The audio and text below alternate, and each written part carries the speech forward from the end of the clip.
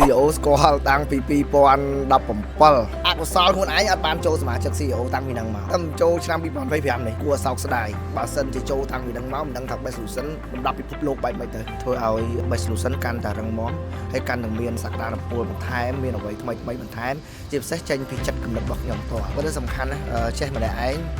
វាមានកម្លាំងតែម្នាក់ឯងហើយដើម្បីយើងដើរទៅបានឆ្ងាយរឹងមាំបានឆ្ងាយយើងត្រូវមានដៃគូសហការហើយដល់ពេលកូនក្រុមការងារគាត់អត់យល់ពីចក្ខុវិស័យរបស់យើងអត់ដឹងពីក្បួនយើងបាទអញ្ចឹងយើងដើរទៅដូចប្រទៀងបតុង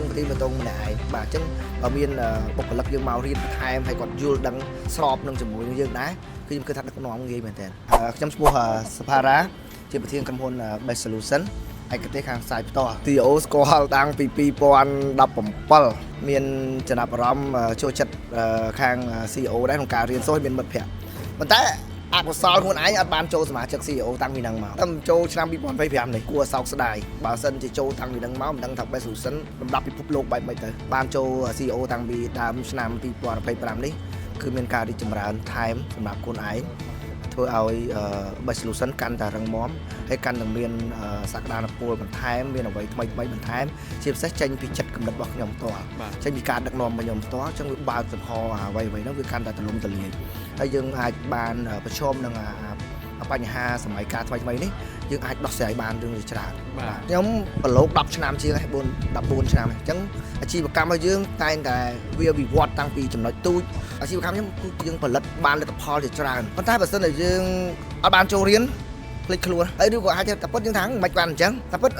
យើងខ្លាំងហើយប៉ុន្តែអាចពេលខ្លះយើងដកខ្លួនទៅពង្រីកអាជីវកម្មផ្សេងៗឬក៏ទៅរកស៊ីអីផ្សេងៗតែចង់ទៅ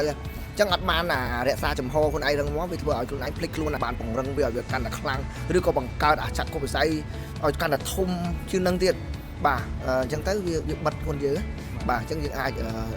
ធ្វើឲ្យខ្លួនឯងវានៅនឹងកោតប៉ុន្តែសំខាន់ណាចេះម្នាក់ឯងវាមានកម្លាំងតែម្នាក់ឯងហើយដើម្បីយើងដើរទៅបានឆ្ងាយរឹងមាំបានឆ្ងាយយើងត្រូវមានដៃគូសហការបាទហើយដូចជាវគ្គនេះវគ្គបើកិច្ចជាការចូលហ៊ុនគ្នាការ corporate គ្នានេះវាធ្វើឲ្យក្រុមហ៊ុនយើងកាន់តែធំជាងនឹងទៀតបាទអាចដល់10ពិភពលោកបានអញ្ចឹងយើងត្រូវការសហការជាមួយនឹងអ្នកក្រៅស្រុកអីផ្សេងបានទៀតបាទបើសិនជាយើងអត់រៀនសូត្រហ្នឹងទេហើយយើងរៀនសូត្រតែម្នាក់ឯងហើយដៃគូផ្សេងៗដែលគាត់មិនយល់ហ្នឹងទេគឺជាបាក់សហការគ្នាបាទយើងមិនអាចជុំជ្រែងគ្នាបានគ្រប់ទីបាទហើយក៏ខ្ញុំចង់មិនតែមិត្តភ័ក្តិឯងក៏ខ្ញុំចង់ណែនាំឲ្យប្រជាអាជីវកម្មទាំងអស់នៅស្រុកខ្មែរយើងគឺពង្រឹងខ្លួនឡើងណាដើម្បីយើងលើកគេថាការសេដ្ឋកិច្ចរបស់ប្រទេសកម្ពុជារបស់យើងកាន់តែខ្លាំងក៏ជាការរួមចំណែកមួយចូលរួមរដ្ឋាភិបាលបាទរុញច្រានសេដ្ឋកិច្ចប្រទេសកម្ពុជាហ្នឹងឲ្យជោគជ័យតាមផែនការរបស់សម្ដេច2030និង2050ឲ្យបានសម្រេចឆាប់រហ័សដូចគ្នាដែរបាទចេះម្នាក់ឯងពេលតែពេលកូនគេថាក្រុមការងារគាត់អត់យល់ពីចក្ខុវិស័យរបស់យើងអត់ដឹងពីក្បួនយើងបាទអញ្ចឹងយើងដើរទៅដូចប្រទៀងបតុង